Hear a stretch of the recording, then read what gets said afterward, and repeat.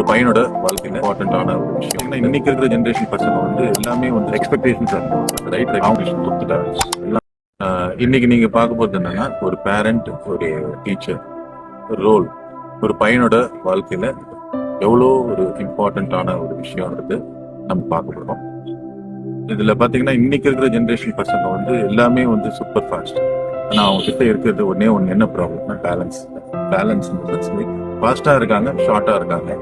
அதுக்கு காரணம் என்னன்னா எக்ஸ்பெக்டேஷன்ஸ் ஆகும்போது அவங்களும் வந்து ரெகக்னிஷன் நிறைய எதிர்பார்க்குறாங்க.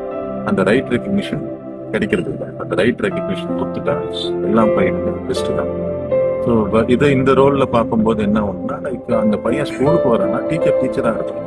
டீச்சரோட வேலையே என்னன்னா அவனை என்கரேஜ் பண்ணி மோட்டிவேட் பண்ணி அவனை படிக்கிற சப்ஜெக்ட்ல இன்வால்மெண்ட் காமிக்க வைக்கிறது.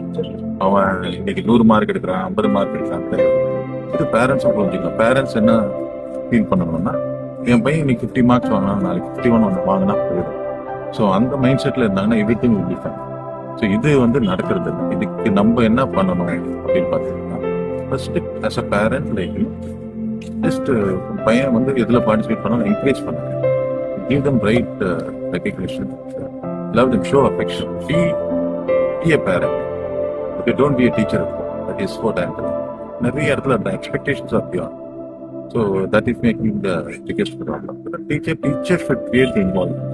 அந்த பையனுக்கு அந்த இன்வால்வ்மெண்ட் கியூரியாசிட்டி கொடுத்தா learning becomes very easy. Right recognition teacher should give. அந்த அப்போ அந்த பையன் போனோன்னா அவன் வீட்டுக்கு போய் அவனே பண்ண ஆரம்பிப்பான்.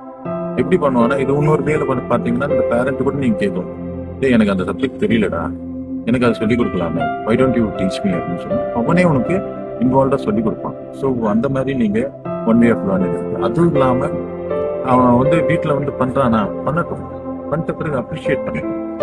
Don't push them.